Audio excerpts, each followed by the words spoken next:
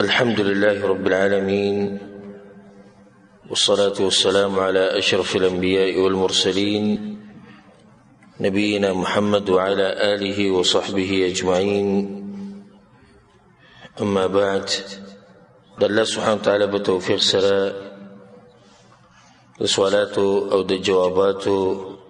دا مبارك نشست شروكو دا غينا مخكي وسو أهم تنبيهات. اولنی مسئله یا اولنی تنبیه چې هغې ته ما اشاره کړې مو په هغه بیان کې چې د عالم نه د سوال کولو ادب او هغه ده چې لازم نه ده چې ته به یو سوال وکړې او د هغې جواب تا ته په هغه ټیم میلاو شي. د جواب نه میلاوېدو ډېرې وجې کېدی شي، خو یو غټه وجه دا ده چې کېدی شي دغه کم عالم نه چې ته تپوس کې هغه مصروفه یې. زموږ دا عوام چې کم دي په دوی کې دا کار دی چې تپوس یې وکړو نو په ټیم بوله جواب ورکړې، او که دې ورنه کړو نو یا د باندې بدګماني کوي یا دا چې ته عالم نه یې، ځکه دې جواب ورنه کړو. نو دا کم ملګري چې سوالونه کوي کاغه انټرنیټ مواقع تواصل چې کوي باغې باندې کوي یا په ټلیفون باندې یا مخامخ، نو د هغې جواب کیدی شي په ټیم میلاو شي او کیدی شي وروسته میلاو شي، او کیدی شي چې هیر شي او د سره میلاو نه شي،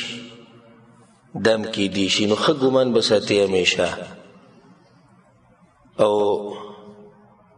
زمانه شخصي چې څومره سوالونه کیږي که زه تاسو ته هغه بیان کړم نو کیدی شي تاسو به یقین هم رانه شي، که هغه په هره طریقې سره وي. هغه ټول جوابونه ورکول دا ناممکن خبره، او زه خپل ځاني حتی الوسع کوشش دا کوم چې زه چاله جواب ورنه کړم یا فتوا ورنه کړم. او د هغې اولنۍ وجه هغه دا ده چې فتوا ورکول جواب ورکول دا ډېر غټ کار دی. لکه څنګه چې شریعت نه دا خبره ثابته ده چې مفتي چې کله یو جواب ورکړي نو دی ذمهوار دی د قیامت په ورځ، الله به دې تپوس کوي د دې. نو د هغې د لاسه دې جواب او دې فتوې ته دې ته د انسان زړه هم داسې نه کېږي. خاص دویمه وجه دا ده چې زموږ د دین مشران هم داسې وو، لکه صحابه کرام به په یو مجلس کې کېناستو نو د اولني نه به چا سوال وکړو، هغه به دی به جواب درکړي، هغه بل به دی به درکړي، دی به درکړي، اخر کې به سوال بیا کس ته راوګرځېد او چا نه چې شی و. حالانکې ښه پوه خلک وو، دا نه چې د هغوی سره علم نشته یا نه پوهېدو په دې مسله پوهېدو، خو کوشش به دا و چې دا بل جواب ورکړي. چېرته الله به مخکې ذمهوار نه شو، غلطي خو د انسان نه کېدی شي، او انسان ته انسان هم په دې وایي چې په ده باندې نسیان راځي، خطا پرې راځي. نو د هغې د لاسه ډېر کوشش نه کوو د دې خبرې. درېیمه دا چې الحمدلله نور هم حق پرست علماو ډېر شی شتي، نو د هغو نه یې تپوس وکړی شي، خو چې دا ذمهواري یو کس ته په غاړه نه شي. په عکس د بعضو عوامو ملګرو چې هغوی د یا عوام نه، په عکس د بعض عوامو او د بعضو مولیانو چې هغوی د سوال ته څه خوشحالي چې چا زما نه تپوس وکړی بس سم ورته خوشحالي. بیا که جواب هر څنګه ورکو، که غلط و که صحیح و که تحقیق یې کړی و که نه یې وکړی، او بس دغه دی چې جواب ورکړي او خلک صفت وکړي چې بھئی پلانې صاحب، امیر صاحب، مولانا صاحب، مفتی صاحب ډېر پوهه دی، جواب یې راکړو ماله. خو بیا موږ کوشش کوو د خپل وس مطابق چې دې وروڼو ته جوابونه ورکړو، ځکه چې زمونږ خلک علماو ته ډېر ضرورت لري. وجه خو یو دا دی چې د عوامو د علماو سره رابطه داسې په اسانۍ سره نه کېږي، ډېره کمه کېږي. نو هغو ته ډېرې مسلې راځي او د علماو سره رابطه هغې کمزوري. بله دا چې داسې ډېر علما او مفتیان زموږ په معاشره کې شتي چې هغه د خپلو خواهشاتو مطابق فتوې ورکوي. نو انسان مجبور شي چې دی لګیا د خواهشاتو مطابق لګیا فتوې ورکوي او قیل او قال کې پروت دی. راشه ته خلکو ته حق بیان کړه او حق خبره ورته وښیه. درېمه وجه دا ده، زه په خپل ځاني دا غواړم چې زموږ په دې پښتنو کې خصوصا دا خبره عامه شي د علماو نه سوال کول. زموږ خلک سوالونه نه کوي، یا د دې د لاسه چې دا سوال کول باندې د ځان سپک ښکاري. ډېر د ځان په دې باندې سپک ښکاري، یعنې زه دومره غټه ګیره مې ده، دومره غټ مسواک په جیب کې ګرځوم، زه به اوس تپوس کوم څوک یې به زه او په تبلیغ کې 3 ورځې ګرځېدلی یم او د اردو کتاب را سره په کور کې پروت دی هغه وایم، نو زه به نن تپوس کوم. بله دا چې د بعضو مولیانو د عوام یې او د سوال ته یې نه پرېږدي، سوال به نه کوي د عالم نه، به چې څه وي به هغې عمل کوه، چې په کوم باندې پوه نه نو چې څنګه ته ښه ښکاري هغې شانې کوه، ته پوه شه او کار دې پوه شه. نو دا ښه طریقه ده چې کله عوام د عالم نه سوال کوي د تعلیم دپاره. دا مخکې موږ دا خبره بیانه کړې ده چې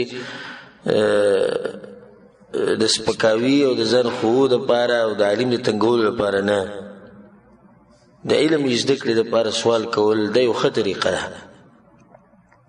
بله اهمه تنبیه هغه دا ده چې موږ الحمدلله خپله غاړه ازادي کړې ده چې کله هم چاته حق ورسېدو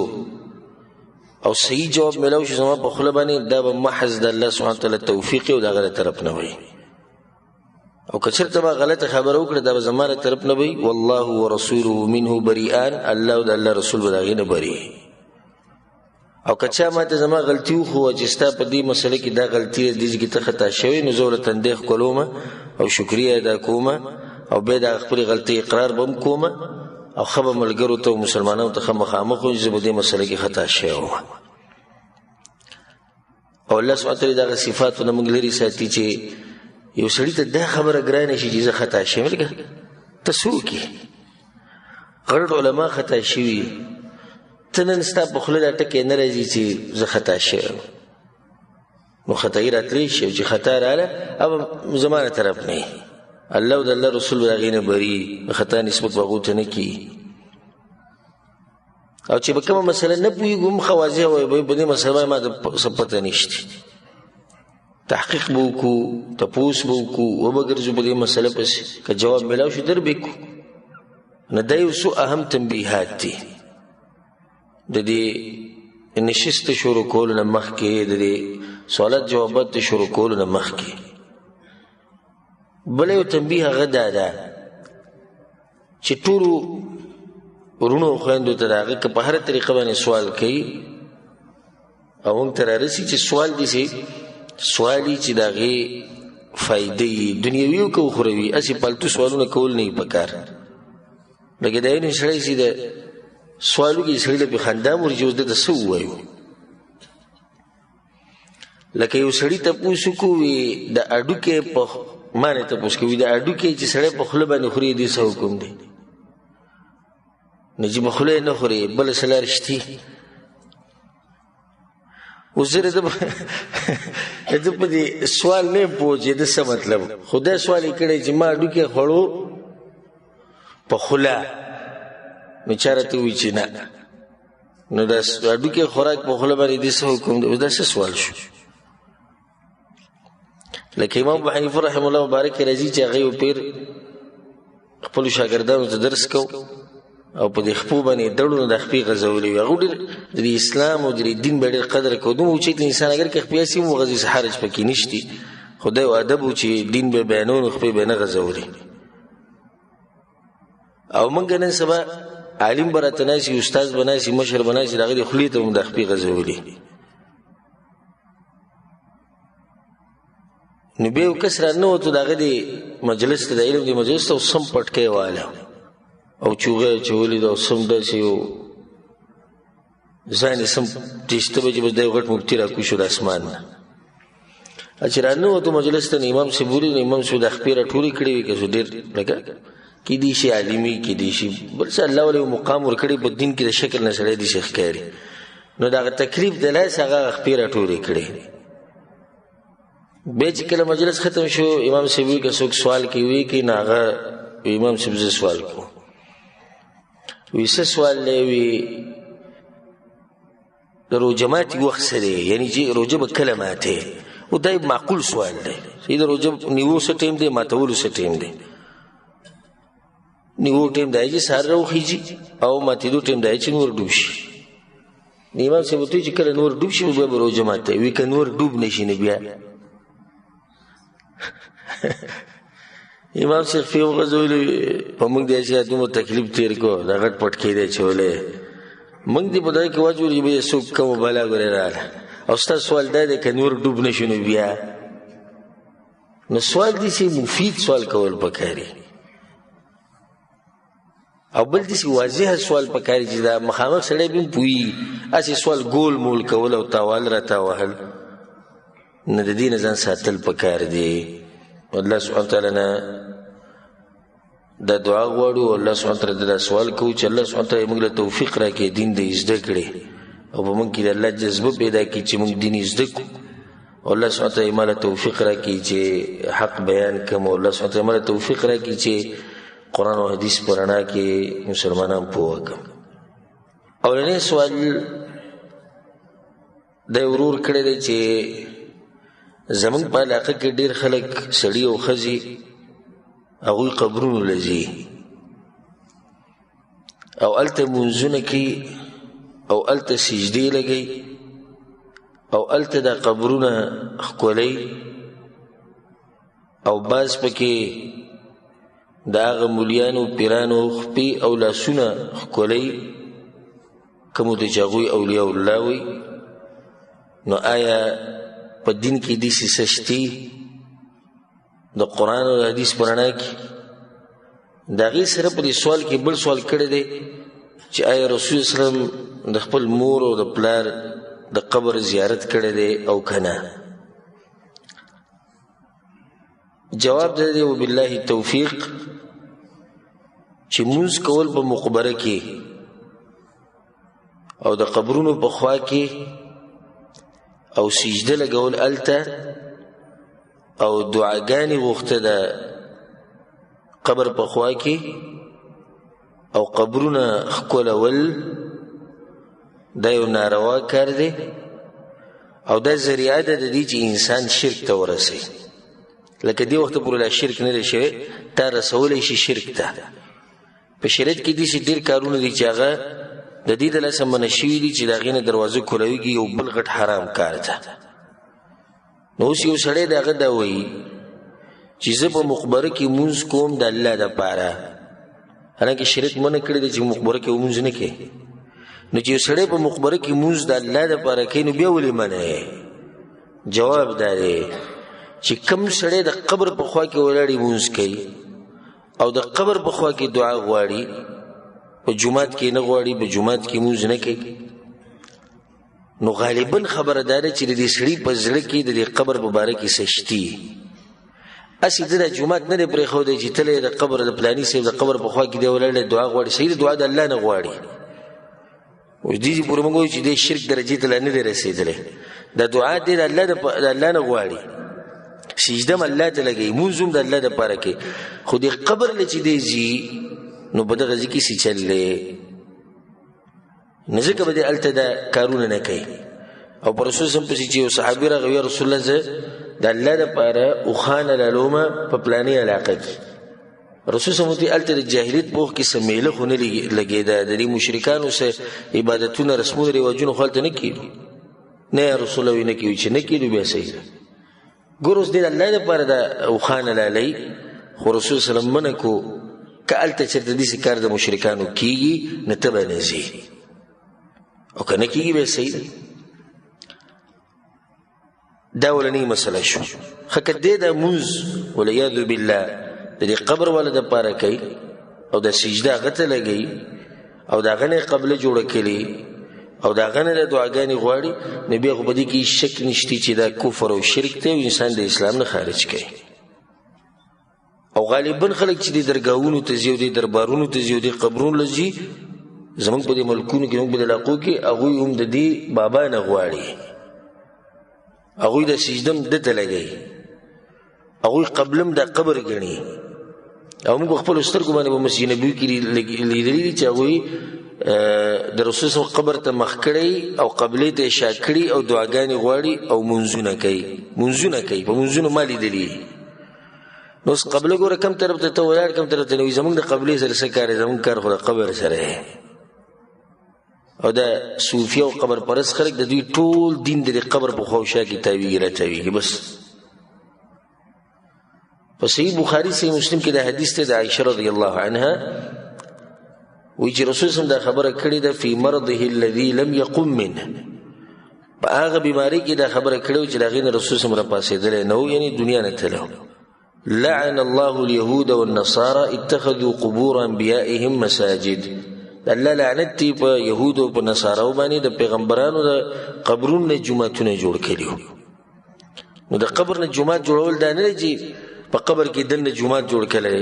د قبر نه جومات جوړول دا دی چې د هغې په خواوشا کې منځونه کېږي، هلته میلې لګي، هلته دعاګانې غواړي. نو رسول صلی په دا خلکو باندې لعنت ویلی. عایشه رضی الله عنها وی لولا ذلك ابرز قبره غیر انه خشي ان يتخذ مسجدا. وی که دا یره نه وی کنه نو د رسول صلی الله علیه وسلم د قبر به هم نن ښکاره وی. خدای دې داسې الله سبحانه وتعالی پټ وساتو چې د دین هم خلکو جومات جوړو. او که دا قبر کولا وی او زمونږ دا خلک وی دا کم چې دې قبرونو وبرونو سره محبت ډېر ساتي او دا صوفیه اوس څه خیال دې قبر سره څه چل کوو. نو دې دلاسه دا کار چې دا حرام دی. دغه شان شریعت د دین هم منع کړی دی چې قبر پخول، په قبر باندې لیکل کول، په هغې باندې آبادي جوړول، هغه ښایسته کول د دین شریعت منع کړی دی. نو قبرونه چې زما ټول ته نصیحت دی چې قبرونه هغه قبرونه جوړوي چې هغه اسلامي او شرعي قبرونه یو لیش چې دا قبر د ځمکې نه اوچتي د دې لپاره چې صرف پته لګي چې دا قبر دی او خاورې په واچو له پاسه به کاڼي واچو چې دا قبر لږ مضبوط او خبره ختمه شو. مخې ته دا قبر دننه څنګه دی دا اهمه مسله ده او هغه ښایسته کېږي او بدیږي د دې انسان په عمل سره. نو که ته یو سړی راوالې او په مدینه کې خښ کې او په مکه کې خښ کې او د ده عقیده خراب او د ده عمل نه وي هېڅ فایده ورنه ورکوي. او چې عمل یې که نه او زناور یې وخوري او د زناورو د خېټې ته لاړ شي الله سبحانه وتعالی به یې جنت ته بوځي. نو دا اهمه مسله ده. د دې نه بعد بیا په دې سوال کې دا مسله ده چې هلته دوی لاسونه ښکلوي د دې مولیانو او پیرانو، د دې څه حکم دی؟ جواب ده چې دا کم چې موږ یې نو هغوی صرف لاسونه نه ښکلوي بلکې سجدې ورته لګوي او ټیټېږي ورته. دا ټیټېده دا سجدې لګول دې کې هېڅ شک نشته چې دا حرام کار دی او سجده د عبادت لپاره لګول دا کفر دی، انسان د اسلام نه وباسي. او تاسو به ډېرې دلې نه سبا دا ویډیوګانې چلېږي دا خپې وله ښکلوي یو شی به نه به یې ګیرې نه به یې برید او بس ځان به سم دغه جوګې تسبیح ورسره په لاس کړي، نور ورته به قدمونو کې پرېوځي دا ولي الله دی. که سړی څومره به اوچت شو هغه ته سجده لګول هغه ته ټیټېده د دې نه شریعت منع کړې ده. لاس ښکلول او تندی ښکلول د یو عالم او د یو داسې انسان چې د هغه مقامي د عزت او د احترام د لاسه د جایز دي، خو په دې شرط چې دا سړی د دې د لاسه تکبر کې نه راځي، دغه شان فتنه ورته نه جوړېږي. او درېیم هغه دا نه غواړي خو د خلکو سره محبت دی د هغې سره هغه تندی ښکلوي یا له لاس ښکلوي، نو دا به جایز انشاءالله. په هغې باندې هم دلایل شته په شریع کې. دغه شان د مور پلار تندی ښکلول، د مور پلار سر ښکلول، د هغوی لاسونه ښکلول، د هغوی قدمونه ښکلول، خو په شرط دی چې هیئت سجدې یا د رکوع دا نه جوړېږي، دا هم انشاءالله جایز دی. خو دا مولیان چې کم دي دا کم چې به د قبرونو سره ناست دي او د دوی خپې لاس تندي دا په یو حال کې هم ښکلول نه دي جایز، په یو حال کې هم ښکلول نه دي جایز، ځکه چې دا بدعتیان دي. او لکه څنګه چې دا مشهوره وینا ده د سلفو، من وقر صاحب بدعه فقد اعان على هدم الاسلام. څوک چې د بدعتي سړي عزت کوي نو د اسلام نړوي، د اسلام لګي د اسلام ختمه ځکه چې بدعتي عزت کې مطلب چې دې کوم کارونه کوي دا نیوي په اسلام کې د صحیح دي هغه صحیح اسلام دی پرې خو هغه خراب کو د بدعتي انسان عزت باندې کې احترام باندې کې ایته عزت او احترام کې مطلب چې لکه ته د دوی چې استاد خبره استاد کارونه صحیح دي یو مسله کې دی ضرور ده ته پوښتنه چې آیا رسول الله صلی الله علیه وسلم د خپل مور پر د قبر زیارت کړی دا کنه کوم چې ثابت دي د رسول الله په حدیثونو کې په صحیح سند سره او په صحیح مسلم کې دا روایت ده ابو هريره رضی الله عنه رسول الله وی استاذنت ربي ان استغفر لامي فلم ياذن لي ما د الله نه اجازه وغوښته چې خپل مور د پاره بخانه وغواړم الله مال اجازه ترانه کو چې بخانه بولنه غواړي واستاذنته ان ازور قبرها فاذن لي او ما د اجازه وغوښته چې د قبر زیارت کولای شم وکړم نو مال اجازه راکو چې قبر خواله تلش خو بخانه بولنه غواړي او دا نه ثابت چې رسول سم د پلار قبر لچته تلې کوم چې صحیح ثابت دی غلی چې رسول سم د مور قبر لتلې او دا د مور پلار قبر لتله او غوی د پاره دعاګانې غوښته چې مسلمانانی او د توحید باقی دی د مور پلار سره خکولې والله اعلم دا غیر بعد بل ورور دا سوال کړي چې د دې سړی نه د غوخي غستو څه حکم دی چې دغه په دکان کې تعویذونه جوړني او یاغه په خپل تعویذونه استعمالي جواب د دې مسلې ده وبالله التوفیق هغه اصل دا دی چې د مسلمانانو حلاله او د اهل کتابو حلاله ده حلاله ده د مسلمانانو حلاله چې وساروي حلال کې د الله په نوم په شریعت طریقې سره ده حلال او دغه شان د اهل کتابو حلاله حلاله اگر که هغه يهود او نصارا دي خو الله سبحانه تعالی دا خبر په سورۃ المائده کې کړي وطعام الذين اوتوا الكتاب حل لكم دا غوی د حلالي د زموږ لپاره حلال دي الا دا چې موږ ته پته ولګي چې دوی به د غیر الله نو مخلي او یې په غیر شرعي طریقې سره حلالي نبي به زموږ لپاره داسې دا به حرامي اوس راځي دې مسلې چې دا سړی چې په دکان کې تعویذونه پراته دي او یا دې په خپل تعویذونه استعمالي الته دکان کې تعویذونه جوړن کړي او ګاډو ته می او سارو ته می او ماشومانانو ته می او خزو ته می او لنن سبب کې یو د تصویر چلیږي بجلی دی موټر ته تعویذ چولې کې چې د دې دلته بجلی بل کم راځي او ناشنا حالات به ویني د خلکو تعویذ چول دا په دوه قسمه یو تعویذ هغه تعویذ دی چې د دې سړي په د عقیده چې دا تعویذ د کارونه کې کوم چې دی غواړي او باقي کې شرکی الفاظ لیکلي یا رسول الله یا فاطمه یا علی یا حسن یا حسین او بعضو به کې دغه لیکلي فرعون او حامان او قارون اوس ته نیکانو خلکو نه کې غواړي سره عزت به خیر اعتماد دوی چې دا دومره نیکان دي چې الله درجه ته رسولي دي دوی به دغه کې خو فرعون کې پدې چې لا فرعون نوم بګي سره دي کې او د حامان او د قارون او سنا آشنا یو پیر موږ یو کس تعویذ غسته به کې لیکلو یا شبوشا یا خشبوشا او یا بدوح او یا کدوح دا شرکی الفاظ دي نو چې کله د انسان د عقیده چې د تعویذ په خپل اثر کوي او د شرکی الفاظ به کې لیکي نو به دې سړي عقیده د شرک ده د ذبیحه حرامه ده هغه نشي غسته او که د دې چې په دې کې د قرآن لیکلي په تعویذ کې دنه یا یو دعا چې الله نه بګي سغواړي نو د کار حرام دی شرک نه حرام دی تعویذ کې د قرآن نه او که غیر قرآن نه حرام خو بدوانو حالاتو کې دی خو چې شرکی الفاظ پکې نو به شرک دی د اسلام نه به انسان خارج کی او تعویذ د مسله د موږ بار بیان کړی دی خو یو دلیل په بیانوم چې زخه مطمئن شي د بعض ملګرو عقبه بن عامر د روایت امام احمد بن حنبل رحم الله راوړی دی رسول سموي من تعلق تميما فلا اتم الله له سوق چې تعویذونه په غاړه کې الله دغه حاجتونه چرته نه پوره کوي دغه شانی روایت کې راځي د عقبه بن عامر الجهني رضی روایت امام احمد بن حنبل رحم الله راوړی ان النبي صلى الله عليه وسلم اقبل اليه رهط فبايع 9 رسول الله په کسان رالو لس کسانو د بیعت لپاره دینه سره بیعت کو وامسك عن واحد او د یو سره رسول الله بیعت ونکو هغوی یا رسول الله بآیات 9 ترکت هذا د 9 سره د بیاتو کې د یو د پریخ او رسول الله ان علیه تمیمه په دې باندې تعویذ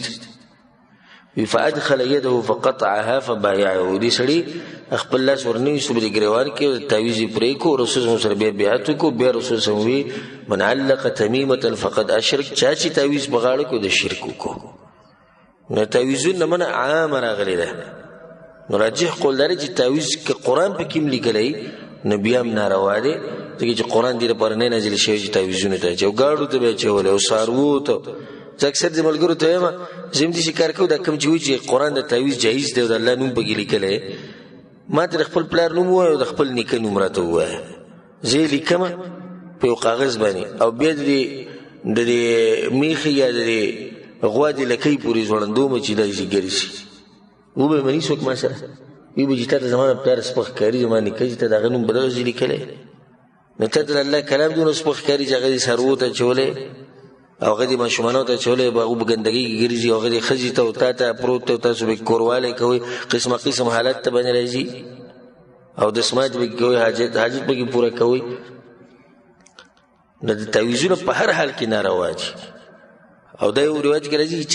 چې د مسلمان نه تعویذ پرې کو لکه د یو مری غلام آزاد کو نو کوشش کوي چې څوک د مخ راځي او تعویذ وتې نو پوهه کا په حکمت سره او کله تعویذ ته پرې کېدو ختمېدو د ختم کا نو کله سره په تعویذ کې قرآنی آیتونه لیکي او دا وایي د عقیده چې تعویذ سنجي کوله خدای یو سبب دی نو به دی ناروا کار کوي او ذبیحه صدا هغه حلال ده خو دې نور څه دي کنه نو دې کې به تفصیل ته ګوي دا سره کم عقیده ولا کم منهج ولا کې دې شي دي سي او کې دې شي دي سي والله اعلم دریم ته پوس دا ورور کړه د ناشنا ته پوسته خپل ته پوسته چې حکومتي ادارو کې زما سمسره او سم مشکلو چې هغه نه حل کېدو یو ملګری ما سره مرسته وکړه بده کې وی مو ته چې خبره دې راته اسانه کړه الله دې تاسو سره خو کی نو چېرې باندې اعتراض وکړي چې راته چې وی چې تاسو ته خبره اسانه کړه نو د خو شرکیه لفظ دې ځکه چې یو کار اسانول د چا کار دی هغه د الله کار دی نو آیت دا خبره شرکیه دو کنه جواب دې مسری وبالله توفیق هغه دی چې دې کې شک نشتی چې ټول کارونه د الله سبحانه وتعالى په لاس کې او الله سبحانه وتعالى خالق دی د هر شي او رب دی او باچا دی او مالک دی او تصرف کون کې دا مغه دی رزق ور کون کې مغه دی یو شی ور کون کې هغه دی یو شی من کون کې هغه دی خو ما تاسو ته خبرو کړه او بربري کو چې لري بازو دا شوق دی چې جواب ورکم بس یو او دا باز په دې مسله کې د حد نه زیات شي لکه د بعضو خلکو د دینداري لکه په دې سر ور واوړي او د بعضو د تقوا او د توحید یعنی کمی پولی چې الله او د الله پیغمبر خو دې به دغه نه واوړي نو په خبره کې سوچ پکاري زره د حدیث امام مسلم رحم الله راوړی دی ابو هريره د رسول الله دا خبره کړې ده من نفس عن مؤمن كربة من كرب الدنيا نفس الله عنه كربة من كرب يوم القيامه کچرته یو مسلمان د بل مسلمان نه سخت لري کړه الله به د آخرت په سخت کې سخت لري کی او د ذکر رسول الله کوي یو مسلمان سخت لري کړه او سخت لري کول د چا کار دی د الله کار دی نو به خدای شرکی الفاظ دي سخت لري کړه بيرسل سمي ومن يسر على معسر يسر الله عليه في الدنيا والآخرة او چا چې سانتیا راوسته په یو سړي باندې قرض ده یو سړي سره حق دی او هغه حالات کمزوري دي تنگسیا پیدا او د په سانتیا راوسته الله به بده باندې سانتیا راوړي په دنیا او په آخرت کې او دې کوئی کچا سانتیا راوسته د خدای الله کار دی بیا بل حدیث اور امام بخاری و مسلم رحم الله راوړی دی رسول صلی الله علیه وسلم رسول صلی الله علیه د معاذ او ابو موسی اشعری یمن ته لېګل ورته وی یسرا ولا تعسرا اسانتیا پیدا کوي او په مسلمانانو باندې سخته ما جوړوي، په انسانانو سخته ما جوړوي. اوس دې کې نسبت د اسانتیا او نسبت د مسلې د ختمولو د انسان ته وشو. نو رسول صلی الله علیه وسلم د دې خبرې نه کوي چې هغه شرکی. نو جواب د دې مسلې دا لړن حاصل ده، اصل مسله حل کوونکې او اصل اسانتیا راوستونکې هغه الله سبحانه وتعالی په دې کې شک نشته. خدا انسان په کې یو سبب دی. نو ته چې کله وایې چې پلانی زما دپاره دا کار آسان کو، نو ته دا وایې چې الله په کې دا یو سبب وګرځو، د ده په ذریعې سره الله دا کار آسان کو، نو دا جایز دی، په دې کې هېڅ حرج نشته. او ډېر خیال ساتئ په جواب ورکولو کې هسې ګرم ګرم کېږي مو جاري مسلې جواب ورکوئ. دا بعض کسان ته چې توحید درسو کې بیا چې مخې له سره دي فتوی پې ورکوي، بعض ته چې د شرک مسله بیان کړي چې اوس ورځي پې، او که چا د څه مسله بیان کړي هره مسله کې سوچ او فکر او علماو ته رجوع کول. یو کس موږ سره یو ورځ ناستو په مجلس کې راسره ناستو په کور کې، نو ما یې دا ایسي بند نه کړم، دا کمره یخه کړې، یا هغه داسې قاري صاحب ورته کې قرآن ورته شریف یاد وایي چې تا چې دا خبره وکړې چې کمره د ایسي یخه کړې دا شرک نه دی؟ یخول او ګرمول دا خو د الله کار دی. نو ته څنګه وایې چې هغه ته ما وایي ته په دې مسله باندې پوه دی چې ته به څه باره کې تپوس کې لږ سوچ کوه، لږ فکر کوه. د یو مسلمان هم دا عقیده نه ده چې هغه دې دا وایي چې یعنی د پلانی شي یا د پلانی انسان دا کار وکړو بغیر د الله د طاقت نه، بغیر د الله د توفیق نه، بغیر د الله د تقدیر نه، بغیر د الله د رضا نه. دا چا عقیده شته؟ نشته دا عقیده. نو نسبت د شرک او د کفر دې کې لږه ګزاره کوئ او د علماو نه تپوس کوئ، دا د علماو کار دی. والله اعلم. د هغې نه بد سوال یو زنانه کړی دی، هغه دا دی چې یو سړی د ښځې سره زنا وکړي والعیاذ بالله، آیا دا سړی بیا څه وخت بعد د دې ښځې د مور یا د لور سره نکاح کولی شي او که نه؟ جواب د دې مسلې دا دی وبالله توفیق. اورني خبره دا ساتل پکار چې زنا یو غټ جرم دی او په کبیره ګناهونو کې الله سبحانه وتعالی دې موږ ساتي، الله سبحانه وتعالی زموږ د معاشرې، زموږ د قوم او د ټولو مسلمانانو د الله حفاظت وکړي. او په دې باندې سخت وعید راغلی په قرآن کې. الله سبحانه وتعالی د خپلو خاص بندګانو صفات ذکر کړي، عباد الرحمن والذین لا يدعون مع الله إلها آخر، هغوی شرک نه کوي، ولا يقتلون النفس التي حرم الله إلا بالحق، په ناحق باندې څوک وجني نه، ولا يزنون، او زنا نه کوي. ومن يفعل ذلك يلقى أثاما يضاعف له العذاب يوم القيامة ويخلد فيه مهانا. او چا چې دا کار وکړو، زنا یې وکړه، په دې ګناهونو کې واقع شو، نو دته به د ګناه انجام ملاویږي، او هغه دا دی چې دی به الله سبحانه وتعالی به جهنم ته ګذار کړي والعیاذ بالله. په دې مسله کې د علماو په منځ کې اختلاف دی. احناف علما دا وایي او حنابله دا وایي، کوم علما چې د امام ابو حنیفه رحمه الله په مذهب دی او کوم چې د امام احمد بن حنبل رحمه الله، هغه دا وایي چې دا دې سړي چې زنا وکړه د دې ښځې سره، نو په ده باندې د دې ښځې مور او لور د دواړه حرامې شوې. او هغو دا مسله دې دپاره بیانوي لکه وایي که یو سړی راولګي د یو ښځې سره واده وکړي، نکاح ورسره وکړي، واده وکړي، نو د دې واده د لاسه، د دې نکاح د لاسه په ده باندې د دې ښځې مور چې هغه د خواښې ده، او د دې ښځې لور چې د بل خاوند نه ده، هغه پې څه شو؟ حرام شو. دا د هغوی دلیل دی. دویم قول هغه د مالکیانو او د شافعیانو دی، کوم چې امام شافعي رحمه الله په مذهب دی، کوم چې امام مالک رحمه الله هغو دا وایي چې نه ده حرامه ده لپاره، ځکه چې د زنا کړې ده او په زنا سره نسبونه نه ثابتېږي. او الله سبحانه وتعالی چې کومې زنانه ذکر کړي چې دا په تاسو باندې حرامي دي، نو هغه یا د نسب د لاسه حرامي دي، یا د رضاعت د لاسه حرامي دي، یا د پاک نکاح جایز نکاح د لاسه حرامي دي. یو سړی د ښځې سره واده وکړي نکاح وکړي په شرعي طریقې سره او یو سړی د ښځې سره زنا کوي کوم ځای کې دا دواړه یو شان دي نو په دې سره حرمت نه ثابتېږي دې سړي چې زنا وکړه بیا څه وخت بعد توبه وویسته نه یې ده ویستې خو د دې ښځې مور یې وغوښته یا د دې لور یې وغوښته نو هغوی چې دا جایز دي او صحیح خبر هم د دوی ده ځکه شیخ ابن عثیمین رحمه الله دا مسله بیانوي په یو کتاب کې نو بیا وایي وهذا من غرائب العلم ان یجعل السفاح كالنکاح وی ناشنا علم دی او ناشنا مسله بیانه شوې ده چې نکاح او زنا دي یو شان شي ځکه شیخ رحمه الله بیا وایي وهو من اضعف الاقوال دا کمزور قول له انتهایی کم چې د حنابلو ده او کم چې د احنافو ده او صحیح قول د مالکیانو ده او صحیح قول د شافعیانو ده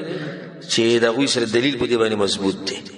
او په دې کې رد دی په خلکو باندې کوم چې زموږ مبارک وي چې د امام احمد بن حنبل رحمه الله په مذهب دي او څوک د امام شافعي په مذهب دي الحمدلله موږ د محمد بن عبد الله صلی الله علیه وسلم په مذهب باندې او د امامان او د علما ټول زموږ مشران دي د ټولو خبره په سر سترګو خو چې چا سره دلیلي دا خبره زوروره ده د دې دلیل له لاسه زوروره ده دا نه چې د بل خبره چې کمزور دی د دې سره زموږ ذاتيات دي دا خبره کمزوري ده د دلیل د لاسه او د دې زوروره څه د لاسه د دلیل د لاسه والله اعلم